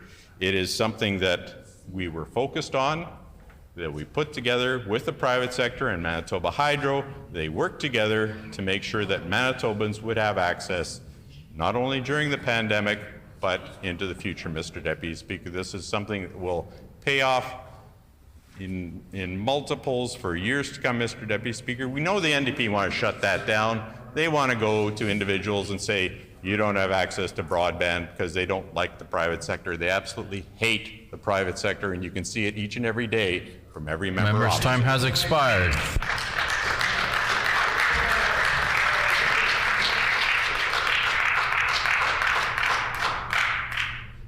The Honourable Member for Kiwatanuk.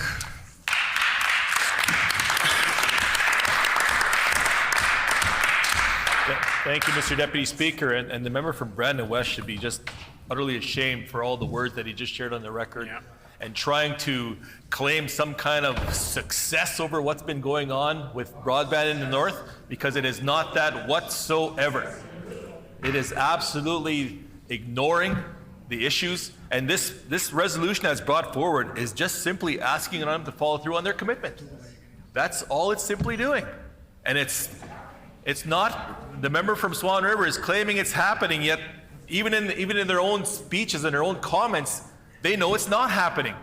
So they try and have these speaking notes that I'm sure were marched out by Brian Pallister, say, hey, you do this, you say this, you still try and make me sound like I was the champion for Northern Manitoba, when it is in fact not the case. And instead, time and time again, this government still tries to use the pandemic as a shield for their incompetence. And you heard it in the member from Brandon West referring to the pandemic and the needs of the communities. And they're just totally ignored that.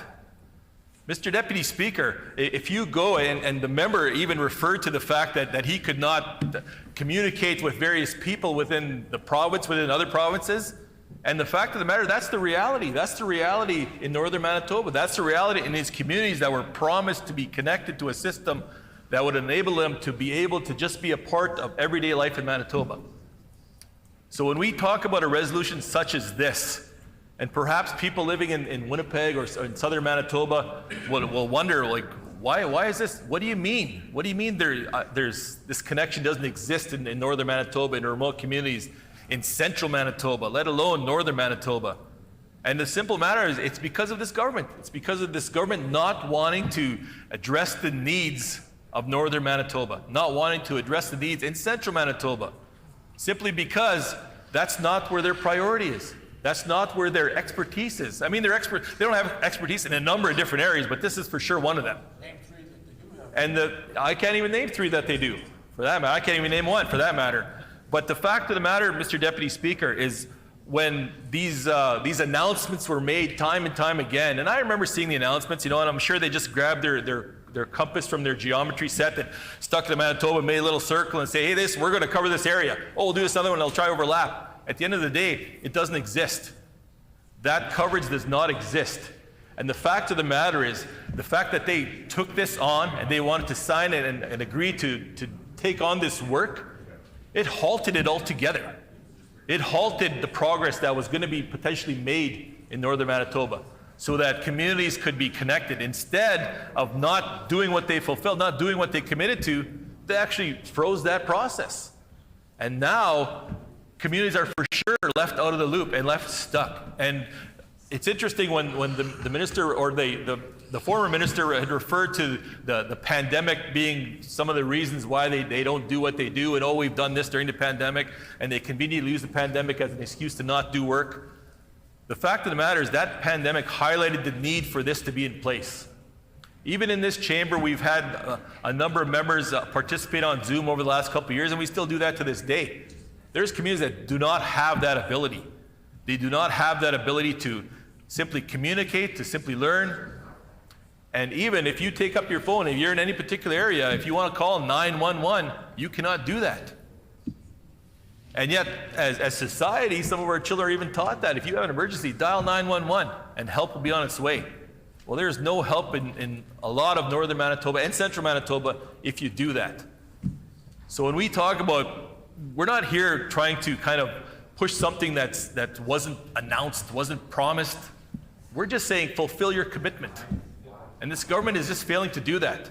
And again, trying to do what they can to kind of play with the numbers and say, oh, you know what, according to this number, we're doing a great job. And the fact of the matter is, it's not. They're just taking numbers out of one column, moving it to another, and vice versa. In whatever kind of spin they want to say we're connecting everybody, when that's not in fact the case.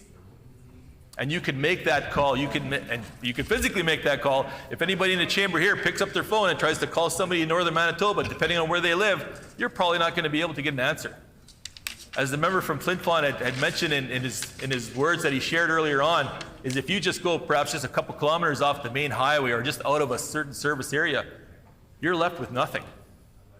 And we've seen that time and time again. And members opposite have also heard and witnessed and first-hand accounts of those stories that come out of northern Manitoba, where this is a health and safety issue for Manitobans. And that should be a priority for all of us. So when we bring forth this resolution, that's what we're asking for. Fulfill your commitment, fulfill your promise. And I'm sure they'll come out with another promise in election year, say, oh yes, so we're gonna do this, we're gonna, hook up the entirety of whatever. But the fact of the matter is they've already announced something in here, and they've fallen not only short of that, but they've just miraculously not done anything on this file and not be able to connect but we'll sit here and talk about, we've done the numbers, we've spun things in a certain way to try and make ourselves look good. But the reality is, it's not the case, and it's not happening.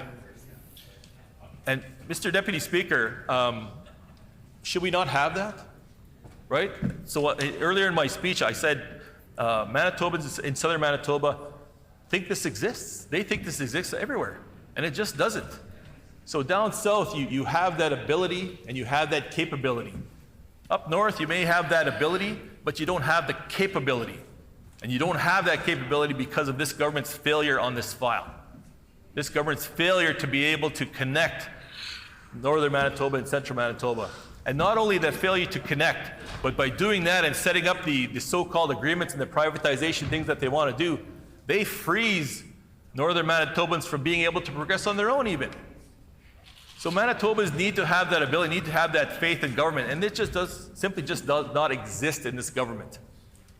And again, we're not asking for something that's a total out-of-the-blue commitment.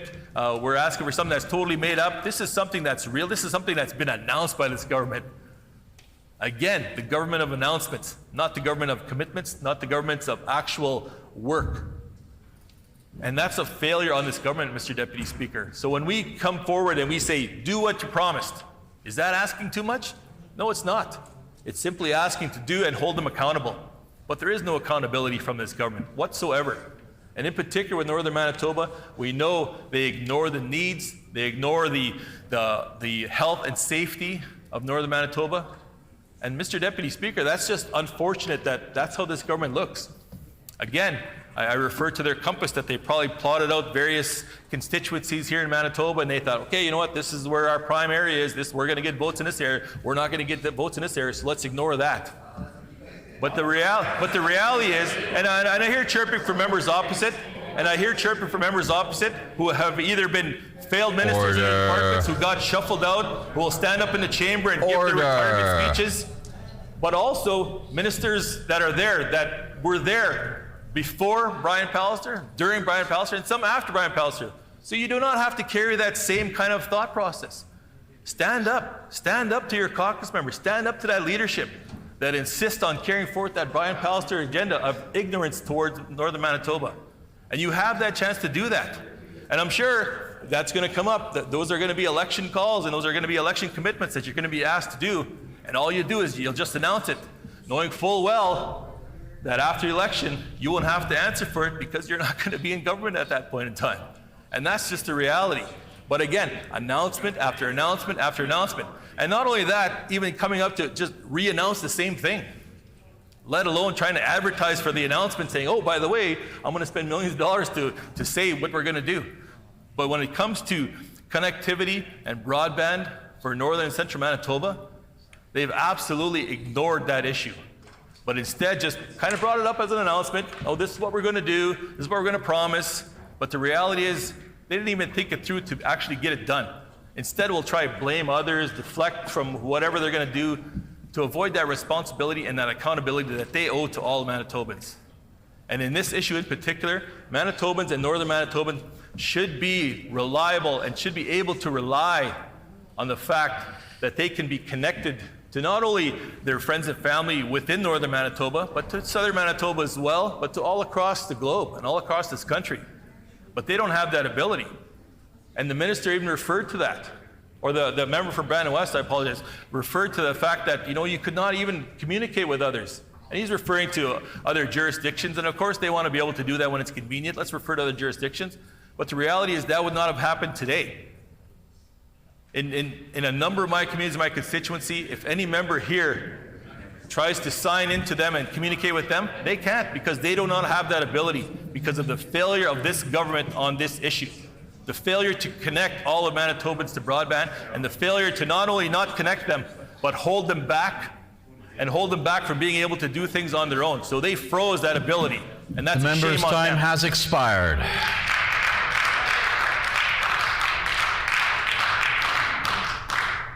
The Honourable Minister of Consumer Protection and Government Services. Thank you, Mr. Deputy Speaker.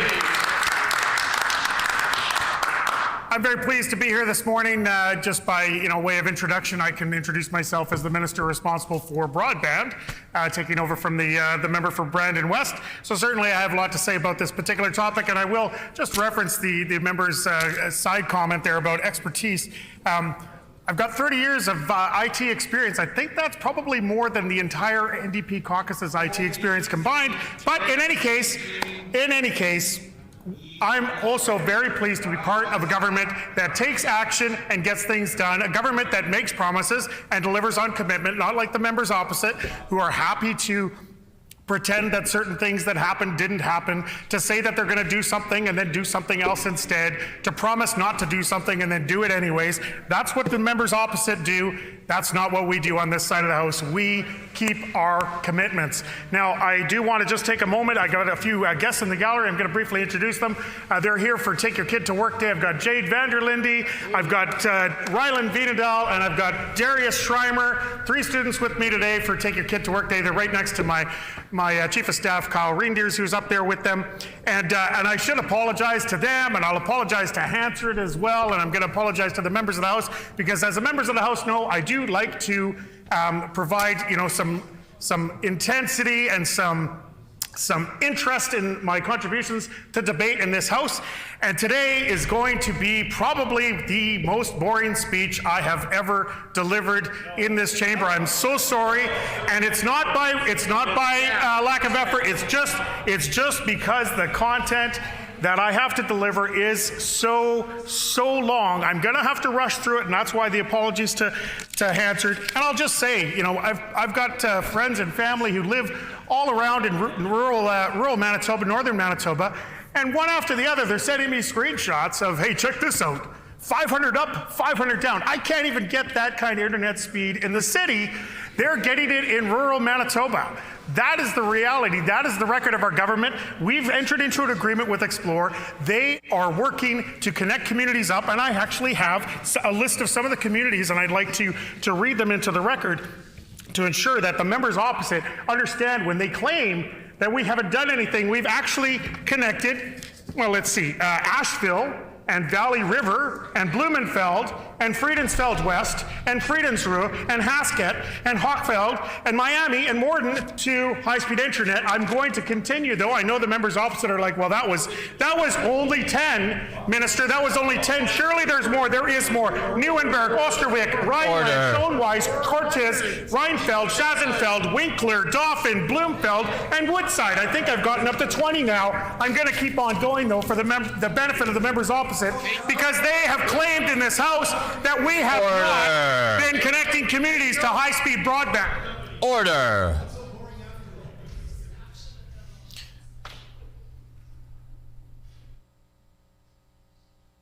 Let's go back to listening to the Honourable Minister.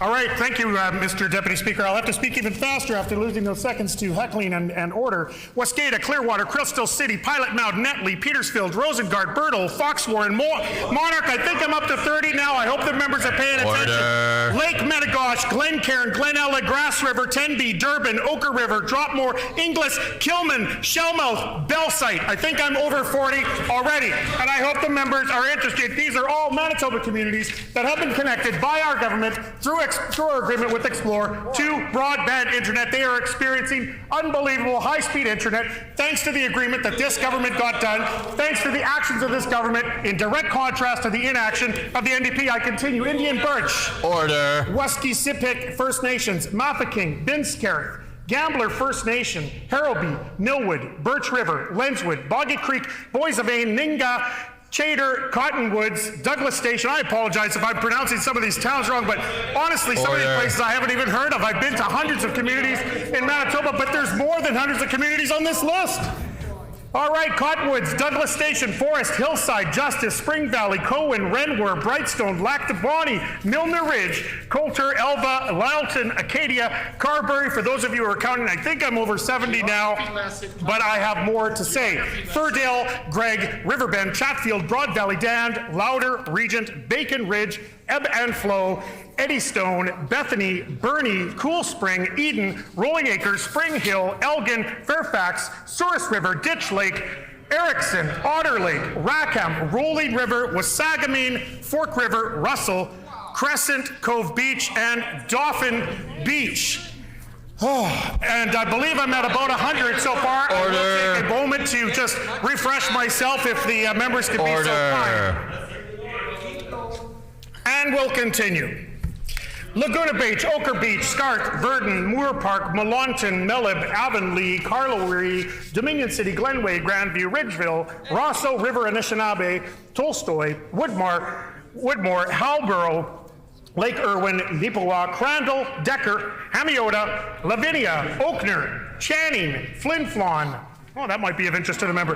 Vista, Delta, Edrans, Helston, Mayfield, Pine Creek, Riverdale, Horizon, Kane, Low Farm, Myrtle, Silver Winds, Oak River, Mayfair. I think I'm at about 140. I know the members opposite don't like to hear this list. I'm afraid to say that I'm not even halfway through it yet, but I'm going to keep on going, and my apologies to the clerk, and I will be happy to furnish this list for the benefit of Hansard after I'm done with it, if that will assist the members in our beloved Hansard division. I thank also the page for bringing me water, because clearly I'm going to need some before I'm done.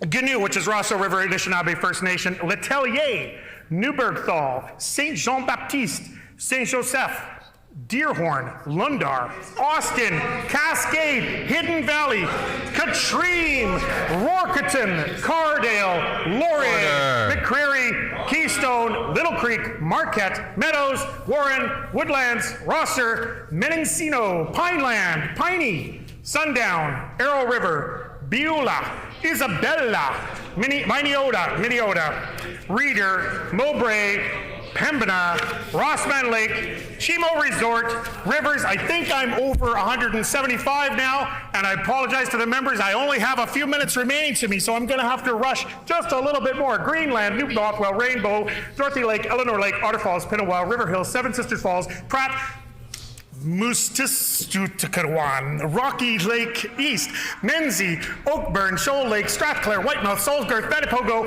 Middle Portage, Spence Lake, Toots Aids, Woods Creek, St. Lazare, Fanny-Stell, Springsteen, Starbuck, Elm Bay, Falconer, Grahamdale, Stephenfield, Bennix Point, Thornhill, Treesbank, Wawanesa, Treeherne, Routledge, Plum Coulee, Fairway, Ingalo, and Carrick. I think I might be about halfway done. I got a little over 2 minutes remaining here to me.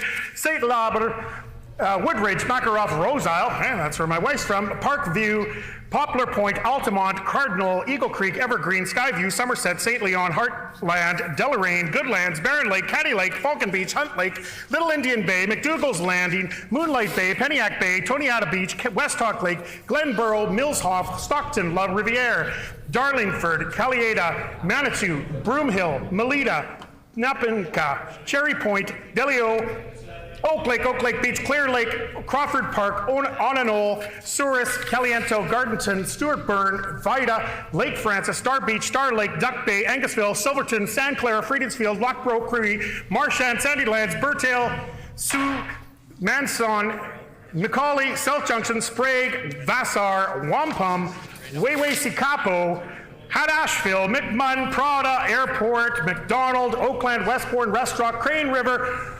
Chichakosipi First Nation, Harmony, Notre Dame de Lourdes, Rathwell, Rose Isle again, Ethelbert, it must be a repeat, Garland, Mackinac, St. Rose de Lac, Ukraine, Arno, Blue Clay, Dufrost, Rosa, St. Malo, Alonsa, Kinnosota, Silver Ridge, Basswood, Franklin, Minnesota. I'm over 300 now. Mallard, Rock Ridge, Snowcan, Waterhen Reserve, Snowcan First Nation, Haywood, St. Claude, Wingham, Swan Lake Reserve, Clan William, Westview, Beald, Shevlin, Valley River Reserve, Brookdale, Alexander, Beresford, Dearborn, Kemnay. I'm running out of time, Madam Speaker. Brandon, Enola, Hazel Ridge, Ridgeland, Vivian, Barrickman, Bonham, Cartier, Dakota, Huron, Iberville, James Valley, Lakeside, Maxwell, Milltown, Rosedale, St. Eustache, St. Francois, Xavier. I think I'm over 350. I've got a bunch more to go. I'm so sorry that I couldn't get them all done, but I'm happy to provide it to the members if they would like me to add it to Hansard with the permission of the Speaker. The complete list of 418 communities in Manitoba, rural communities in Manitoba, that were connected to high-speed broadband by our government. When the members opposite speak, they have no credibility, and there is no reason to ever believe them. The minister's time has expired.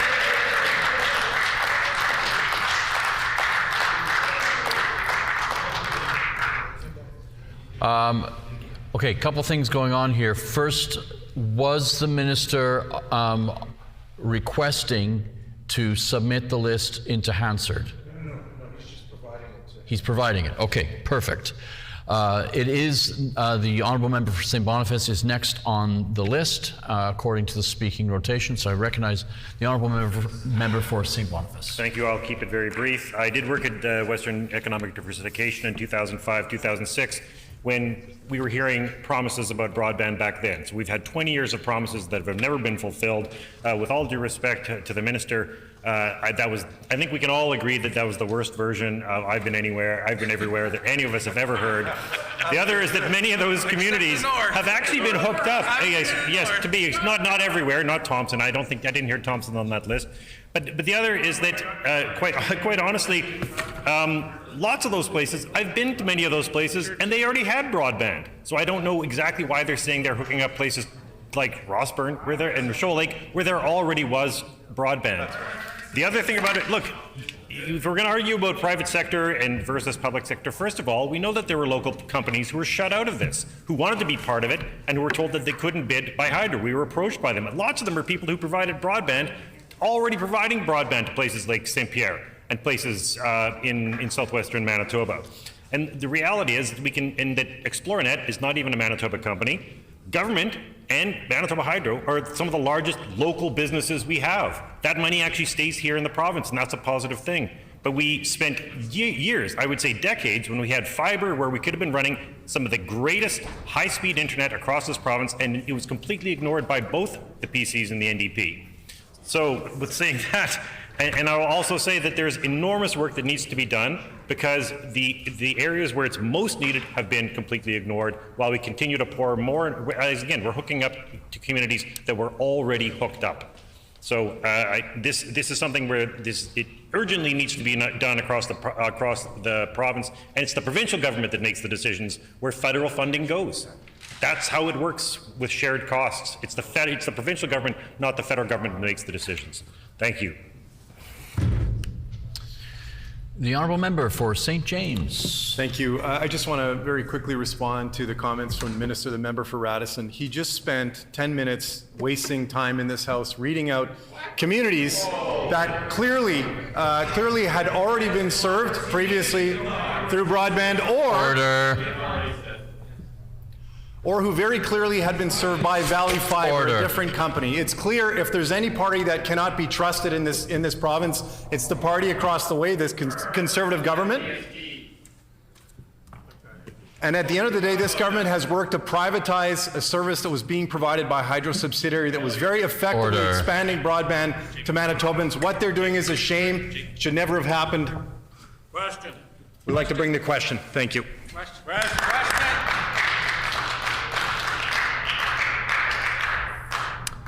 The honourable member for Swan River. Thank you, Mr. Deputy Speaker.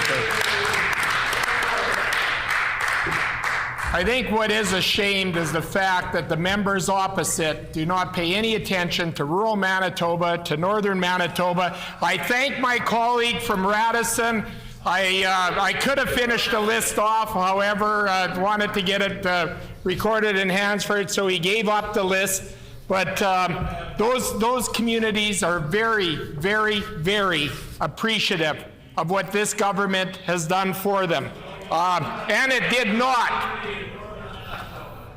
not even take a coalition. It was a PC government by themselves, unlike the members across with their coalition that hold things up. So that's what happens when you don't have the interference. And I thank the member for Radisson for sharing that information. It was great stuff, and we're hearing about it in rural Manitoba. Because please. As I was... When this matter is again before the House, the honourable member for Swan River will have 9 minutes remaining. The hour being 12 noon, this House is recessed and stands recessed until 1:30 p.m. later today. Have a great lunch.